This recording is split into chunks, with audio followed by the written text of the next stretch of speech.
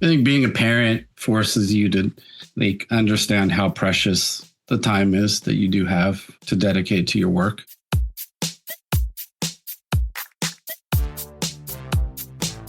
Welcome to Artists and Offices, a podcast that explores, through interviews with working artists, the idea that the work you do for pay supports the work you do for love. I'm your host, Rebecca Bird-Grigsby, visual artist, mom of two, and full-time project manager by day. In 2017, I left my day job at the time and spent 2 years rebooting my studio practice while navigating the uncertain terrain between day jobs and creative work. In Season 1, each episode offered a conversation with an artist balancing their day job with their art practice. This season, I'm stepping outside of the office to talk with artists who are also parents, creative people at different stages of their careers and caregiving, about what it really takes to make art while raising kids. I'm thrilled to talk with David Burke on this episode of the podcast. David is an artist whose career balances teaching, studio practice, and public art. Over the past 2 decades, he's created murals, exhibitions, and collaborative projects that merge creativity with community storytelling. He's the founder of Hungry Ghost Productions, a Bay Area mural collective dedicated to diversity, social justice, and collaboration, and their ongoing Love Letter to Oakland project celebrates generations of artists, activists, and leaders in the city. In his studio work, David explores ecology, climate change, and the relationship between the natural and built environment. His teaching career has taken him from Chiang Mai University in Thailand to the Academy of Art University and Cal State East Bay. David is also the father of 2.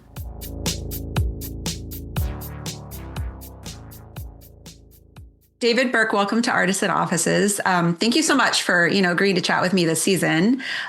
Most listeners will also know you as Hungry Ghost, which is the name, you use for your work as a muralist. And you talk in other interviews about how that kind of alternate identity allowed you to sort of lean into the mural work alongside your work as a painter and studio artist and pursue both in parallel. I think all artists can relate to that, whether they have sort of a dual practice or not, to that kind of experience of feeling like you're living a double, maybe even triple life, especially as you add on, other roles as you progress in life as a creative person, right? Like spouse, parent, different day jobs leading to careers you didn't intend, et cetera. So let's get right to it and talk about how becoming a parent impacted your work as an artist in all the ways that you embody that identity. And how old are your kids now? My son is 8 and my daughter is 12. I think having kids, I don't know. I've thought a lot about how the different reservoirs we have inside of ourselves that we tap into when we're creating or we're teaching or we are being a parent. And I think it's similar. It's coming from this place of love and creativity and spontaneity. And, when you have children, you're really tapping into that same reservoir that you use for your work or that you're used to sort of preserving and protecting for your work. And so I think that initial shock of, well, where do I have any more energy or space or creativity? And so I think in those early years, combined with just the exhaustion factor, figuring out ways to keep working was really challenging, and you have to kind of adapt and you have to kind of modify your expectations because you don't have time is so precious already. And then with children, especially young children, schedules and everything, you really have to find a way to put the art making into a box. Doesn't always fit into. So I think that was part of that challenge and that transition in those early years. And also learning how to be forgiving of yourself in those seasons, idea that if you're not making work or you haven't made work in a week or a month or a couple months, that you're not an artist, those voices that you have in your head, that these lies that we sort of tell ourselves, just learning how to be a little more gracious with self. And so that was a big part of the process. And, now that they're older, as they get older, you find there's a little more room to work and they're a little more independent and things like that. So it slowly starts to open up again. But yeah, I think balancing those roles and again tapping into that same source that I think that we use when we're making art is one of the big challenges. Yeah, yeah, definitely. And I think I don't know about you, but I think it can be really hard when you're in the thick of it. Like, I mean, my kids are 12 and 17. So Mhm. I think both you and I and a lot of the artists that I've talked with have that benefit of hindsight to be able to look back and see that long view. But I think it's really hard when you're in the thick of it to know that like this too shall pass, things will get easier. You'll find that time again. And it's okay if you're not making work. I'm wondering, can you think back and like, was that challenging for you in the moment? Or did you have, so I think like different artists are different artists are better at that long view of kind of life as an artist. I'm wondering for you if that was something that you eased into, or were there any freak out years where you were like, was it ever existential? Absolutely freak out years. I mean, I think with that first child, it feels like you're in crisis mode just all the time in terms of just trying to figure out how to be a parent. So definitely a lot of freakouts, definitely a lot of questioning and doubt of like how I'm going to make things. Am I ever going to work again? How does this, all of those pieces. I don't know. I think, and then at a certain point, I had to give myself permission just to stop and be present with my daughter. And that was a really special time. And I was able to stay home with her in those early years. And so, Oh, nice. Yeah. so it was really great. But again, there's that voice in your head that's really hard to kind of work on adjusting the volume a little bit in terms of the pressure that we put on ourselves to continue making and getting into the studio, or finally getting to the studio and then being so exhausted that you just want to take a nap. Totally. Yeah. Yeah.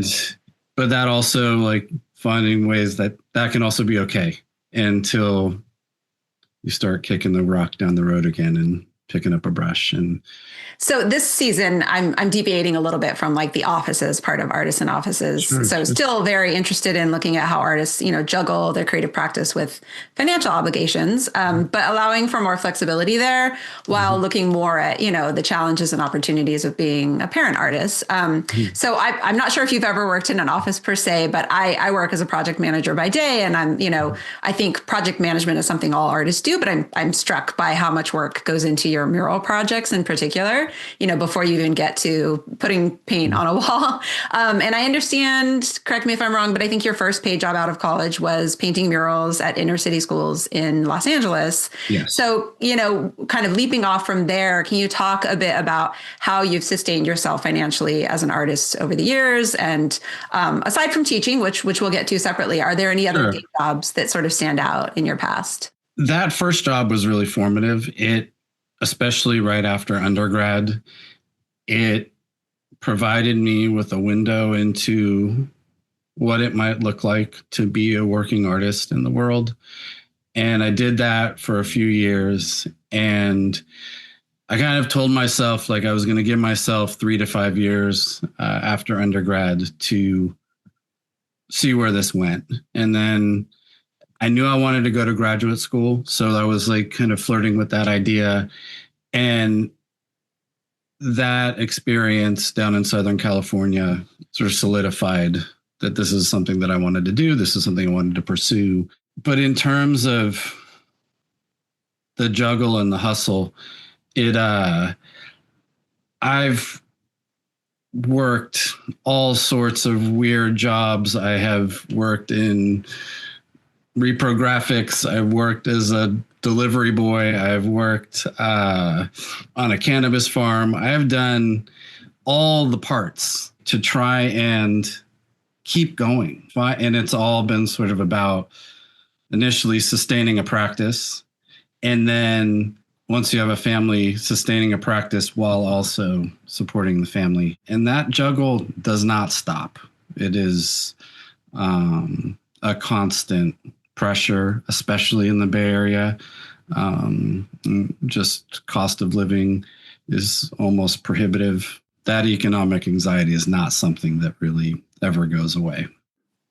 So on the topic of the planning that goes into mural Mm. work, you write in the I read an interview on Walls of Justice from 2021 that like people might not realize how long a mural takes to plan, and as you get older, you're kind of learning how to be patient with the process. And again, this kind of goes back to how we started off this conversation, and it's been a real consistent theme this season talking with parent artists that parenthood kind of forcing us to make the best of these nooks and crannies of time that are left over after caregiving and day jobs and everything else that we need to do, and things just generally taking longer to finish. So I'm curious, like, if being a muralist has helped you in being a parent artist, or vice versa, has being a parent kind of helped or maybe forced you to be more patient as an artist? I think being a parent forces you to understand how precious the time is that you do have to dedicate to your work. So that creates some clarity and kind of a sense of urgency in terms of utilizing the time that we do have.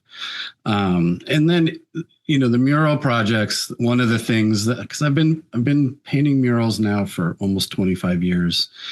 And the biggest change for me is understanding time and how some projects take a month to plan. Some take 6 months. I have some projects right now that are 2 years in the making, learning how to be patient, and how a lot of times these projects, there are other factors that you just have no control over. And the only thing I can control is how I show up and when I show up and doing a good job. And so sort of letting go a little bit and not holding on to timelines so tightly has been really helpful. And knowing that, stuff happens and things come up, and, and then some projects come up and they say, are you ready in 2 weeks? Can you do this? And, sometimes those are the best ones because you're just kind of reacting and going and it's spontaneous. And so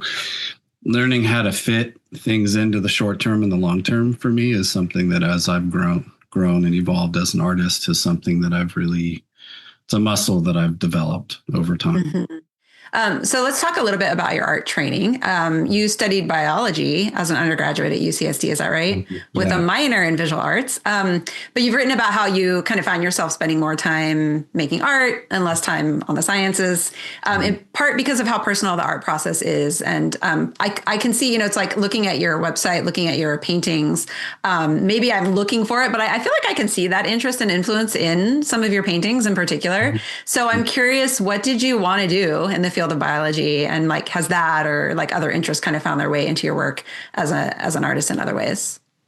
Initially, the sciences just felt like it was something that I was interested in, and I went to UC San Diego and they had a really strong science department, so I started on that path. And again, I was sort of I had the art, I was minoring in art. That was something that I've always been interested in. But like you said, in those first couple of years, I found myself just pouring myself into these art projects, and to the detriment of my science courses. But I was forced to really confront that and listen to that voice. And if it's one of those early forks in life where just having to make a decision, knowing that it might not be the most sound financial choice, but that was where the tide was leading for me. So I switched my major and my minor, and just kind of started forging that path, and had some really great mentors along the way. UC San Diego is very much more of a conceptual art practice perspective in terms of academics. And so it really opened me up to the possibilities and exposed me to a little bit of everything: sculpture, installation, performance, painting, drawing.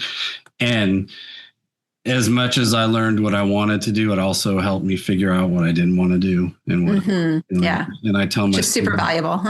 Tell my students all the time, you have to try everything, and sometimes figuring out what you don't want to do is as valuable as the things that you really gravitate towards. So, so I felt really lucky to have that experience, and it set the foundation for the next steps for sure. Yeah.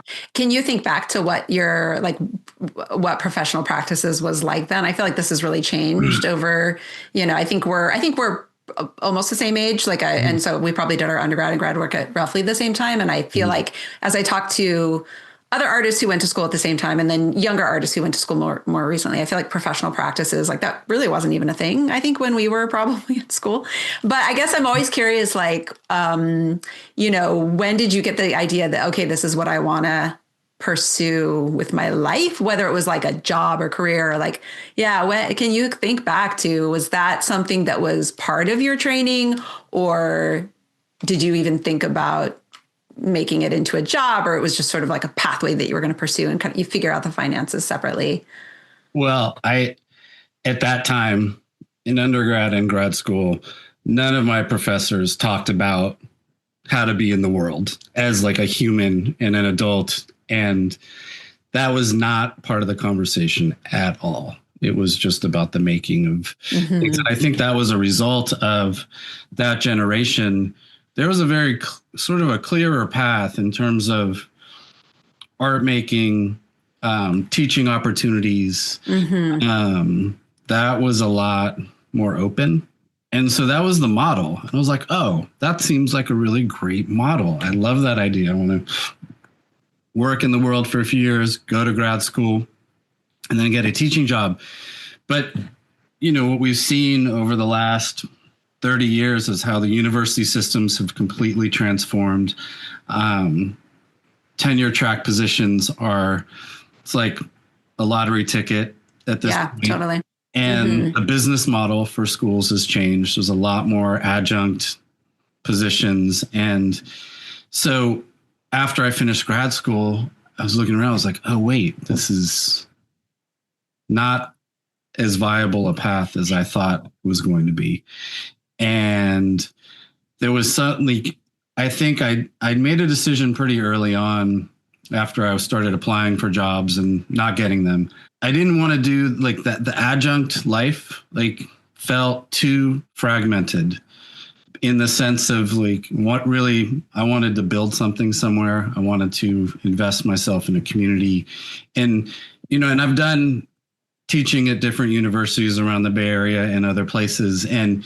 But when you are kind of a satellite teacher, you're kind of on your own island, and it's really hard to build community. And so I started teaching. I took a teaching job at a high school in East Oakland and did that for about 9 years. And that kind of bridged the gap for me and gave me a community to commit to and to build a program and to work with young people. I think my practice probably suffered quite a bit during that time because teaching at that level is all consuming. And again, we were talking about that reservoir of creativity. I think the one thing that students are professionals at is they can tell within the first 5 minutes of a class, whether their instructor is present and committed or not. So I knew that I had to really just give them everything I had. So that was a pretty dry time artistically. And I was really struggling to figure out how to make things that felt like they mattered. But I think it was an important time, and it definitely set me up for the next chapter in terms of making the transition from teaching full-time to being more of a full-time artist and art practice. So backing up a bit, you mentioned grad school. You went to grad school at Tyler School of Art at Temple University in Philadelphia, which is interesting. I feel like I've met a lot of people in Oakland who spent time in Philadelphia or vice versa. So I don't know. There's some sister city thing going on there. Yeah. And it sounds like you went with the intention of painting murals, but found when you got there that you didn't really have the support system for that way of working. So it sounds like you leaned into your studio work. So I'm wondering if you can, again, kind of go back and talk a little bit more about that experience and like how grad school informed your work as both a painter and a muralist, even though you kind of sounds like you were kind of forced in a way to work on to focus on your studio work a little bit. At that time, and even today, I mean, Philadelphia has one of the strongest public art mural programs in the country. And it's a model that a lot of cities have tried to replicate and just can't. It's just so robust and so well supported. And so being at that time a muralist working in Los Angeles, I was like, well, this seems like the perfect place to go and study and try and tap into that. And it was interesting. When I got there, I started talking to some of my advisors and some of my professors, and they basically were like, well, you can do that, but we can't really support you around that. That's outside of what the structure of this program is. And so again, I had to make a decision. I was like, okay, I'm here.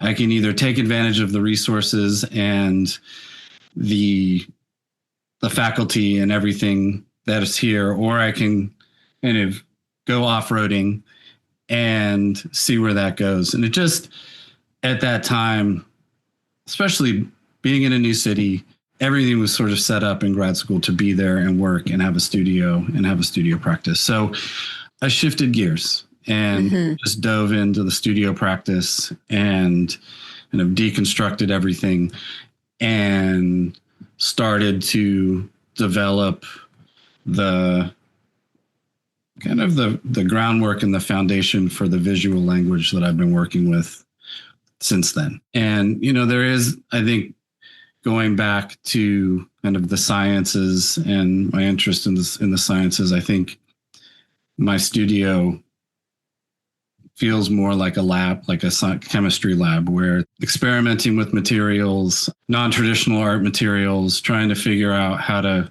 sort of break the system in order to figure out how I want to use them in painting. And I was the only student in my cohort who was from west of the Mississippi. And there was like definitely sort of a more traditional perspective on art making with my classmates. And I was just sort of making messes and trying to figure out where this experiment was going to go. So, but it was really formative and made a lot of really terrible work. But I can, looking back, I can see where the beginnings of the ideas that I'm working with now, they started there. And I had some really great mentors, Stanley Whitney, Frank Bramlett, Margot Margolis, a lot of really wonderful mentors that helped shape my practice at that time. Yeah. And I understand that it's outside of Philadelphia a bit, right? So were you able to kind of on the side, like go into Philly and like experience, kind of get anything? I would imagine being there, like, was that at all part of the experience of being there? It's kind of, was there any mural work happening, or did you like even just like looking at murals? Or I mean, I definitely went and did tours and walking tours and checked everything out and was totally inspired by them. But I was not able to tap into the community there. It was too, I don't know. I think grad school is, one of the best gifts you can give your artist self. It's sort of self-indulgent. It's expensive. It's totally all these things. And so you have to really to take advantage of everything that a program has to offer. You've got to stay present. And so I had to sort of compartmentalize that part of my artist self for that season, not knowing if I was going to return to it. But I don't know. I appreciate in hindsight now having developed a really rigorous and healthy studio practice that can complement the public artwork. And kind of following the energy between the two spaces, and they feed different parts of my artistic self and my soul. And so it's taken a really long time, but I've found a way for this artistic dance to work now. I'm almost 50, and it's like, oh, okay, this is starting to finally make sense. Yeah, yeah, totally. And then where, just like a kind of a side question, where do kids fit into this? Like, I assume kids came after grad school. They came after grad school, and then I taught for about 9 years. Then I met my partner, who we eventually got married, and then I quit my painting job or my teaching job in East Oakland and took a fellowship teaching in northern Thailand. And so we moved to Thailand for about a year and a half and kind of just had an extended honeymoon. And I taught painting and drawing, and that was really wonderful, just to get away and to kind of reset a little bit. And then we decided at that time that we wanted to start a family and that we wanted to do it back in Northern California, where both of our families are. And so that brought us back. And at that time, that was when I kind of looked around and decided I was going to try and figure out how to be a full-time artist and just do that. Okay. Yeah. I guess not professional practices per se, but I'm always curious, like if people had, what sort of like kind of example narratives people had as parent artists, like was that, and especially I have to confess that you're the only man that I'm talking with this season, not by design. It just kind of worked out that way, that I'm talking to 10 women, female identifying artists who are mothers, and then you. So I guess I have sort of like a twofold question, because I'm interested to get your perspective. I've talked with a couple of the artists about, this, like there weren't, maybe, I think this is changing. I think this is very different now, but I think when we were coming up maybe 20 to 30, 20, 25 years ago, even then there weren't as many examples out there for us. It's not that artists weren't having kids. I think artists were just not very public about it. And I think I wonder, I'm curious about your perspective, as a man, as a father, if you felt similarly or differently. Like, did you have example narratives, men or women or whatever, of artists that were sort of juggling both, how to make ends meet, but also being a parent, and how that's shifted? I feel like it's shifted over time. I'm trying to think about just the mentors that I had. And I think the voices that I remember, or that were the loudest, were the ones that said, don't have kids. It'll be the worst thing for your career. I knew that I always wanted to have kids, and that was part of, that was something I always hoped to do. But I think our generation and a lot of my peers, we were all going through it at the same time and kind of just writing the book for ourselves. And I feel really fortunate. I have a lot of peers who are artists, that are mothers and fathers alike, that we were able to compare notes and just support each other through that chapter. So I felt really lucky to have other artists in my life that were navigating the same challenges. So you don't feel like you're going crazy. It's easy to feel like you're on an island.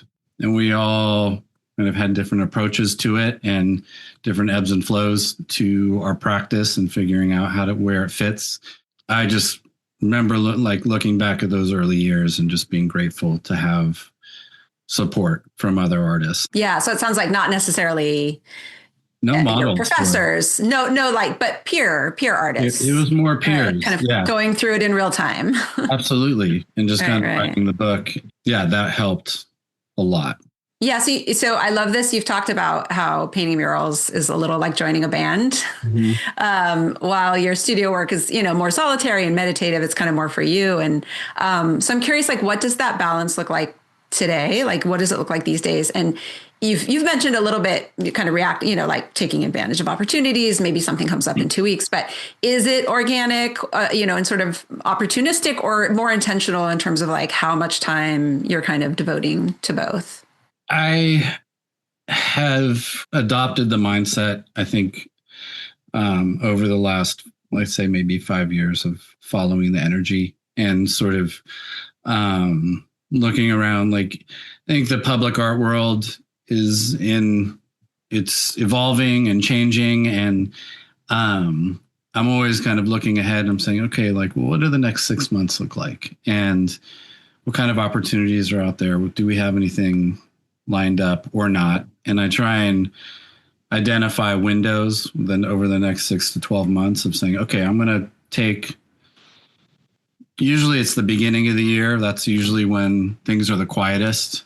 So those first couple months of every year, 2 to 3 months, be in the studio and start the year off working on a body of work. And then mural season typically hits like mid-spring through the summer. And so I try and keep that open, especially now, like with all of the cuts to the arts. Yeah. And we were already kind of competing for scraps of money. And now that those resources are even smaller, if they exist at all. And so I have to just adapt a little bit. And we have a couple of projects lined up for the fall, but I think as we kind of enter the holidays, I'm going to get back in the studio. But it's definitely kind of just trying to read the tea leaves.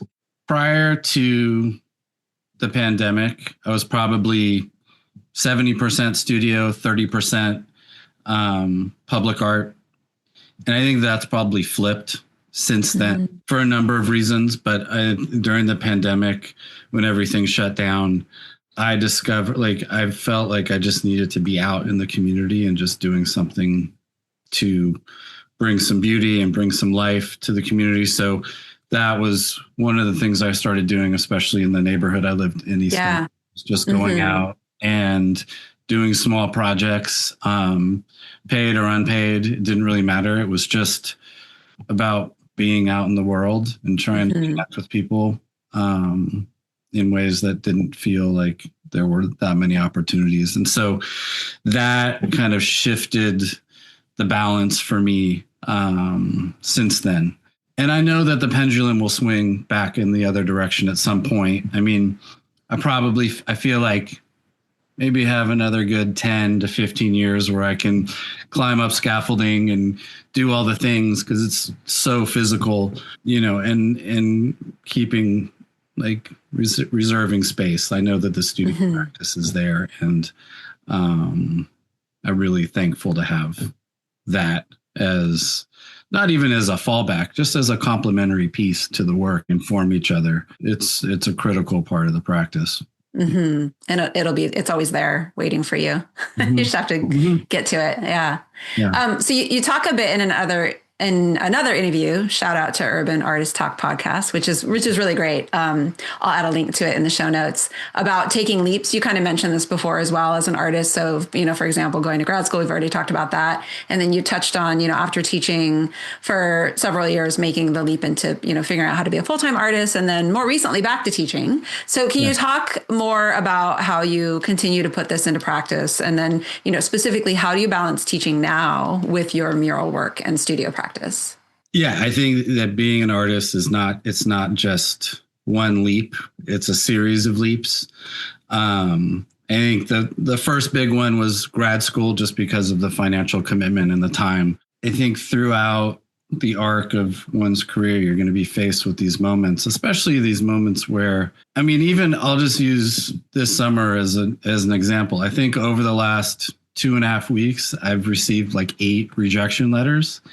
And it's just like, boom, boom, boom. And it's just kind of taking the hits. And, at the first couple, you're like, all right, I'm okay. Then after the next couple, you're like, oh, okay, I'm starting to feel this. And then a couple more come and you're just like, okay, what am I doing? And really having to confront the reality of, like, how to keep going. Those leaps early on in your career, whether it was quitting my teaching job here in the States and going to Thailand and just doing that. And then coming back and deciding to try and just be a full-time artist. Those leaps, they get a little easier each time, and you're free falling, but you land, you look around, you're like, okay, I'm going to be all right. Fast forward to the summer where it's just been no's all across the board. And I have sort of a rule for myself where I got 24 hours to mourn the sort of the rejection. For the ones that like you really, really want, you have to just snap out of it and move on. It doesn't always work like that, but I think it's okay to be upset and for it to be disappointed because it means you care. If you're so desensitized to it, I think that's maybe you're doing it for the wrong reasons. It's okay to be upset and then let it go. One of the things that we do, with, I work with my main crew, mural crew is Pancho Pescador, Chilean painter, and then Jovi Gabon, who is a colleague of mine at the Academy of Art, is when we have these moments where there's just a break in the action, we check in and we're like, well, what, we have paint, let's go find a wall and let's just go make something. Pancho and I just went out last week and found a wall and just painted it and spent the day doing it. And it was for us. And those moments are also a reminder of why we're doing this. And we love it so much. And we can be spontaneous and we can create something that's unexpected for the community. I think those little dips, figuring out like we'd rather be painting than not painting. Let's just go do the thing that we love to do. And so we try and do that as much as possible when we have time. And also that's how, we haven't touched on this yet, but that's kind of how the Love Letter to Oakland mural series started. Yeah. Also. Yeah, we'll get to that. We'll get to that for sure. Yeah. Yeah. And I was going to ask you about that advice kind of to younger artists. And I think it's good advice for anybody, to be honest. And it's like kind of in a word, stubbornness, right? Like, and that, kind of allowing yourself to feel those feels. The other thing I really liked about that, though, is the flip side of that, which is that you kind of talk about being kind of in that moment of like mourning the loss of whatever that opportunity is, being kind of happy for like whoever got it. And I really love that you're kind of flipping. I think in the kind of the art world, there's a scarcity mindset. I mean, it's sort of the attention is scarce by design, I think, right? But you're kind of flipping that on its head. And I do wonder, like, if working on murals, like working with the crew, working in the community and building community around what you're doing and what you just mentioned about like just going out there with your crew and like putting paint on a wall, if that's helped you to have that mindset compared to, maybe working, if you were kind of maybe just working more in your studio in your solitary practice where you're not as aware of the kind of and physically part of that creative community around you.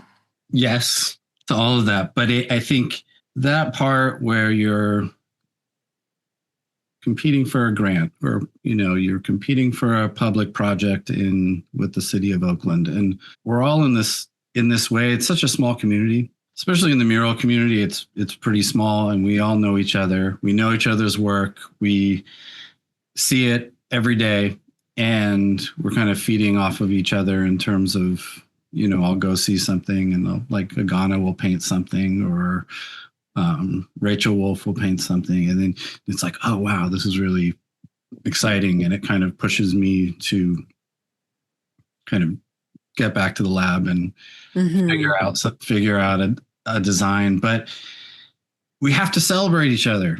Like that part is so critical.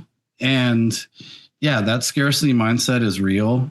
But it's so hard to be an artist and so hard to be a working artist. You have to stand up and clap for each other. Even if you didn't get the commission or the project or the show or the grant, whatever it is, you shouldn't feel guilty if you get awarded something, but it's also nice to like hear from other artists, right? There is that support, and sure, we're competing against each other. And oftentimes, that is a big financial impact on your practice, but saying it out loud and really being intentional about that is something that I think is really important.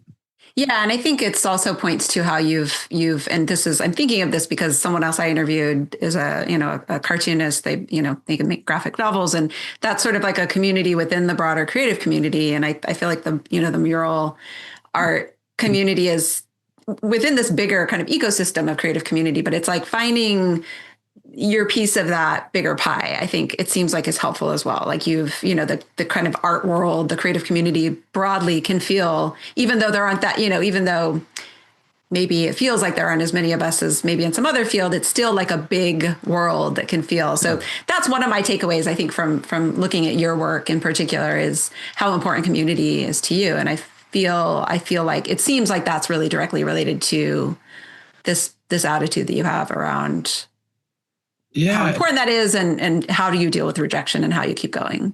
And you can't do it alone. I mean, I think that's a mistake that I think a lot of young artists make, is that they think that you can just kind of be on your own island.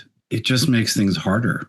But when so many opportunities that come my way, whether it's a show or mural opportunity, come from other artists.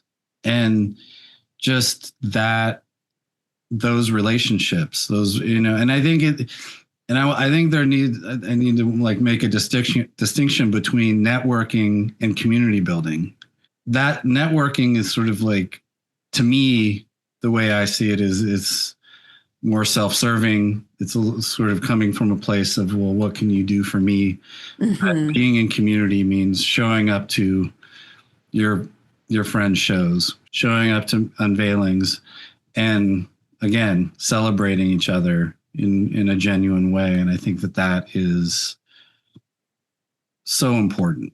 Pulling up in the studio and isolating yourself from the world and relying on social media just to promote your work, that I think that has a shelf life that you have to get out into the world. Yeah, totally. And I think that is I did want to talk about Love Letter to Oakland. So, and obviously, like, you've done so many cool mural projects. I mean, we could and there are other podcasts that we'll talk with you just about that. But so I did want to talk about this specifically. This is a mural project that you founded. Was it in 2018? But it sounds like after, years of thinking about it, and it celebrates and kind of honors different generations of local artists and activists with the kind of added intention of doing so, while these folks are alive. And one of the cool things about this season, I'm interviewing mostly Bay Area and specifically Oakland-based artists, is kind of seeing these common threads emerge, common threads and influences. And one of those is artist Hung Liu.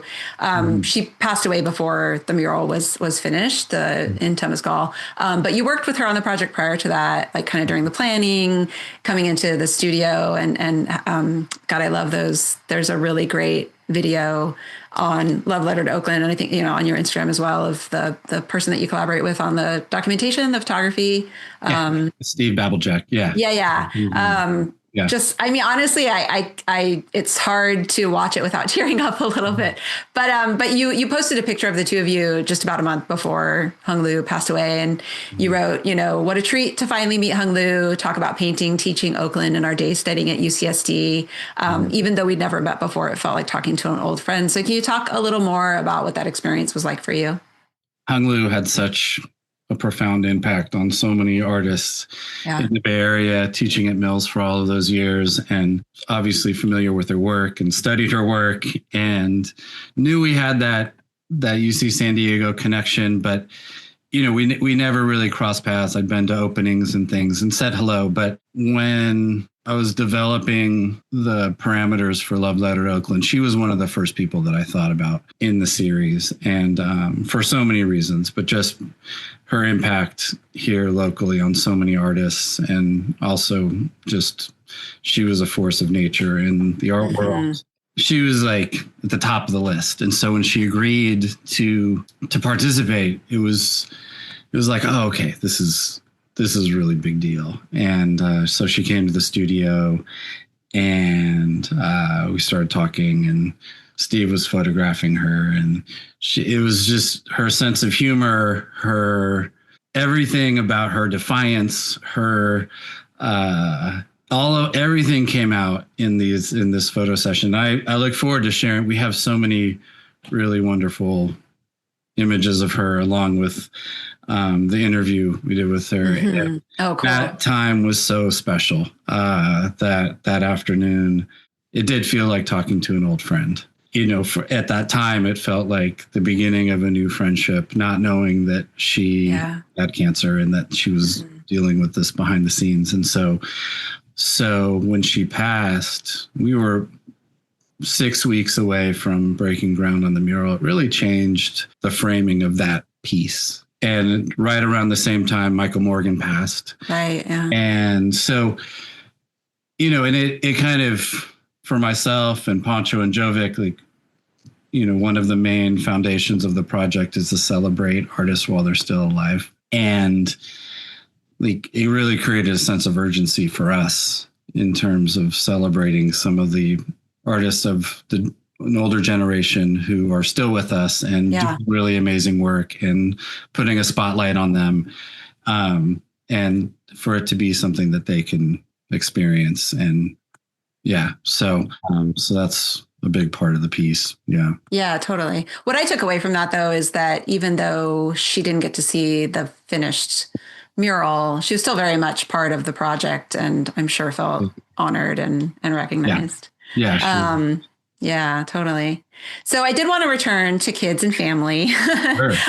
There's so much to cover in these conversations. So let's return to that before we get to our final question. So I guess on one hand, you have this great story about seeing the giraffe mural here in Oakland. I think you were 8. You were on the way to the ER. Your mom was driving you to the ER because you'd broken your wrist.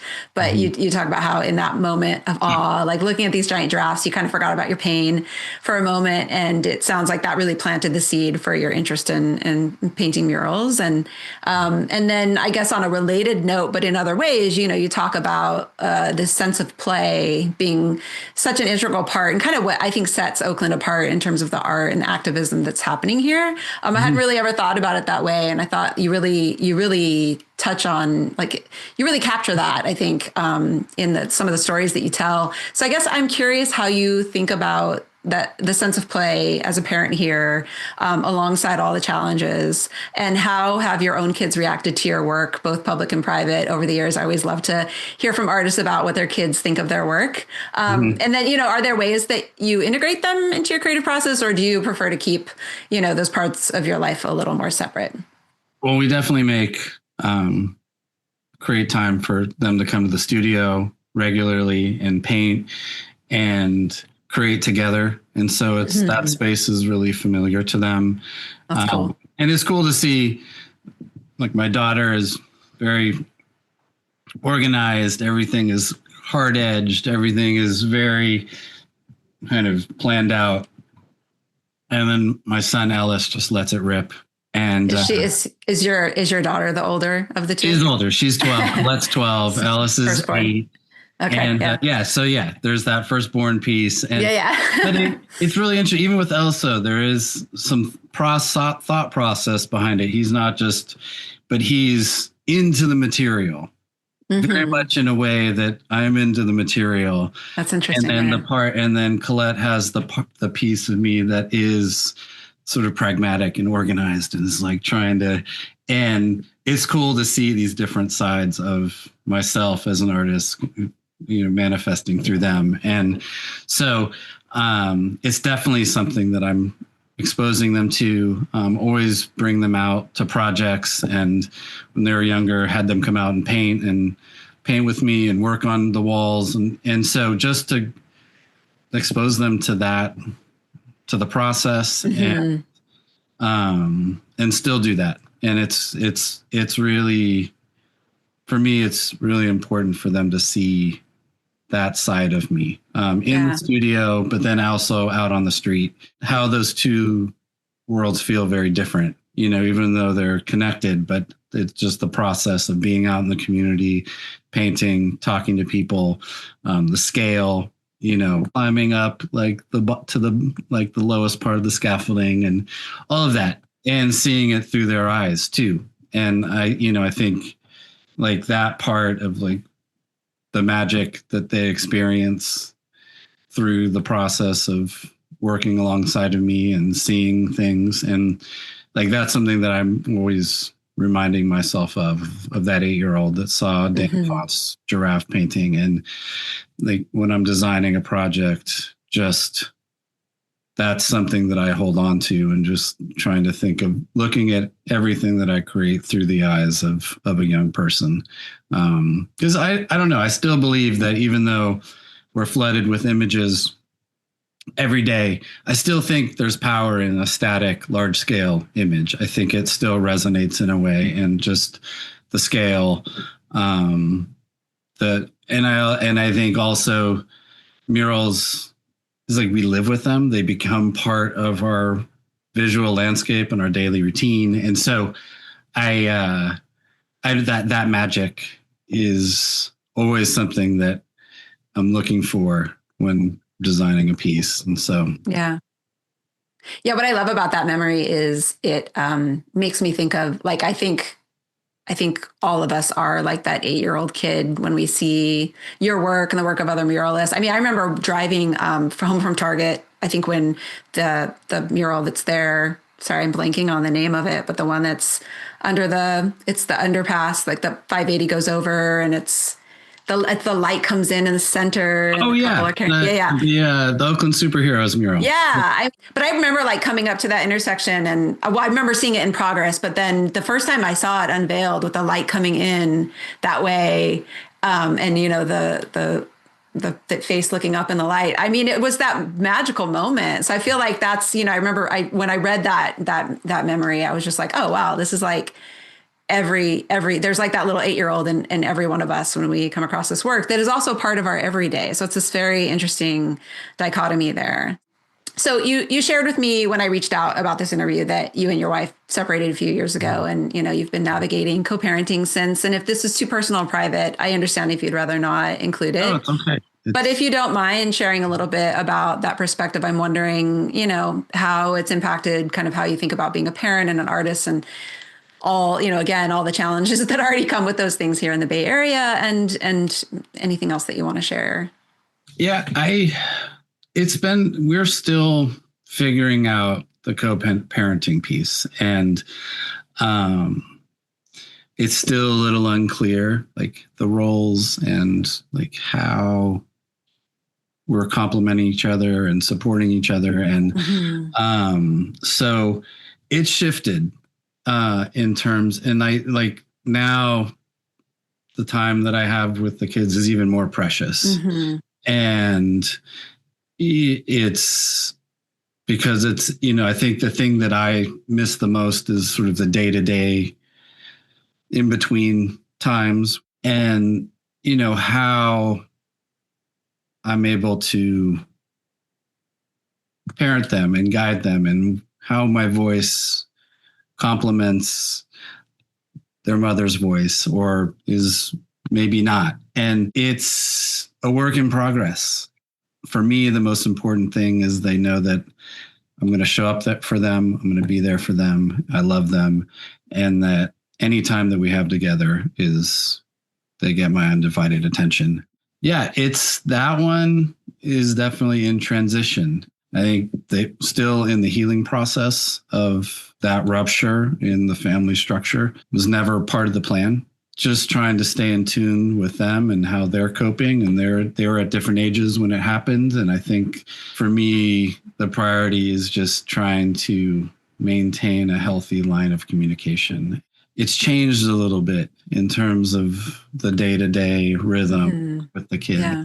And I'll be honest, like I've had friends that are like, oh, well, now you have more time, right? Because you're splitting time but it's not all it's cracked up to be, because there is that time that I do have, there is that sense of loss and mourning of time missed, these precious moments. And so it is, and I've not figured out necessarily how to manage it in a way that feels kind of holistic. I'm trusting that over time that will become clearer.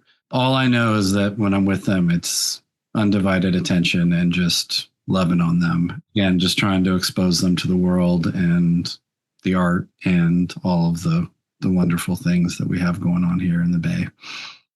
Yeah. How about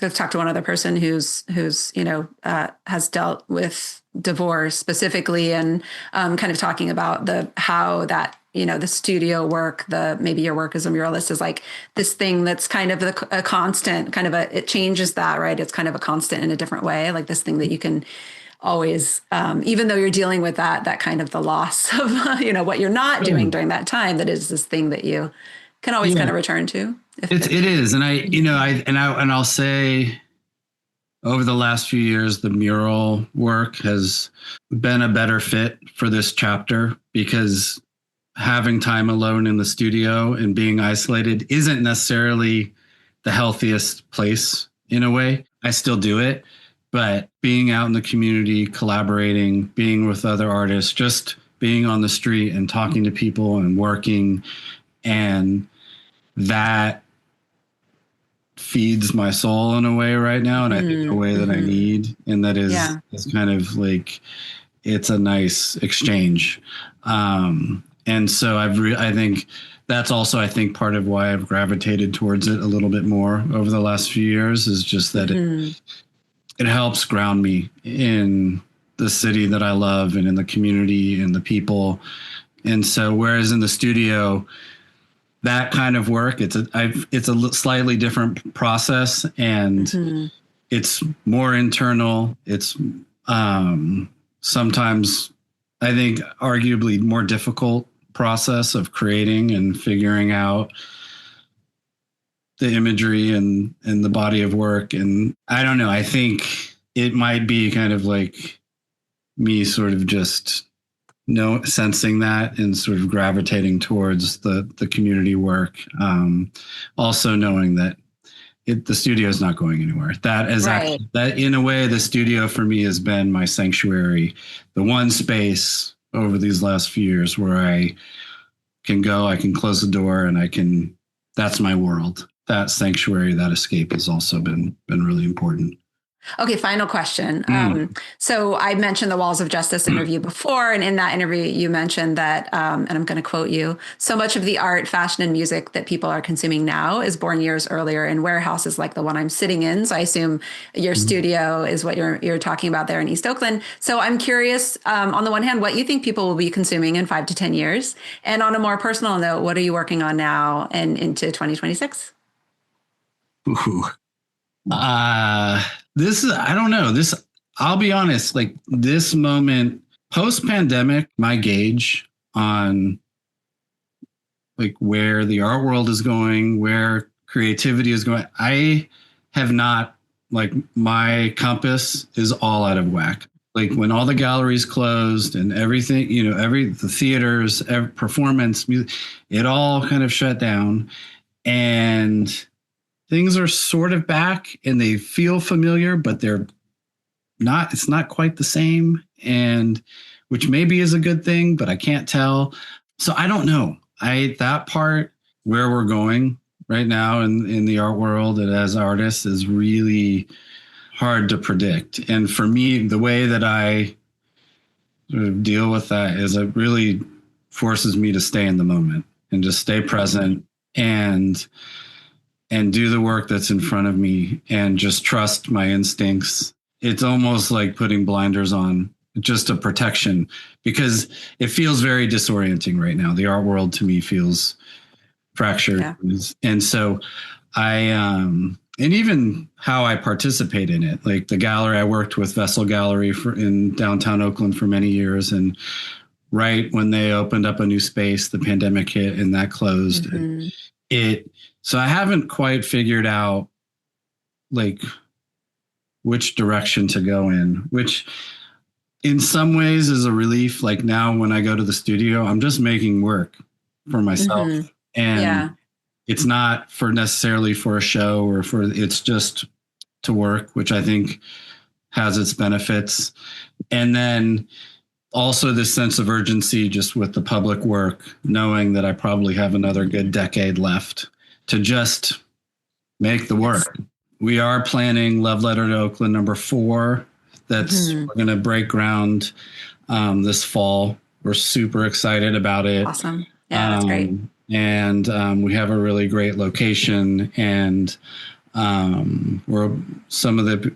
Boots Riley will be in this piece. Nice. Okay. Yeah, I was wondering. Ayodele and Zinga will be in this piece, and a couple of other artists. So we're really excited about this. This one it's been a couple years since, the Love Letter to Oakland project. It's a total passion project. It's one of those things where we try and raise money to cover materials and equipment and supplies. And then, once we have that, we go. So we're almost there, but we're going to do it. And we're really excited to roll that out and share more of the stories behind the project with this new quartet of artists that we'll be celebrating. So we're really excited about that. And that hopefully sometime in October will be awesome. On that. Yeah. Awesome. That sounds great. Well, David, thank you so much for taking the time. Sorry, we went over a few minutes. Try to keep it to an hour, but there's a lot to cover. Thank you so much. And this has really enjoyed it and hope to cross paths with you soon. Artisan Offices is produced and edited by me, Rebecca Bird Grigsby. Intro music is provided by Jesse Kelsey. Show notes and additional episodes can be found at artisanoffices.com. If you enjoyed this episode, please consider subscribing to the podcast on your streaming platform of choice and leave the show a rating or review. This will help the podcast connect with even more artisan offices. Thank you so much for listening.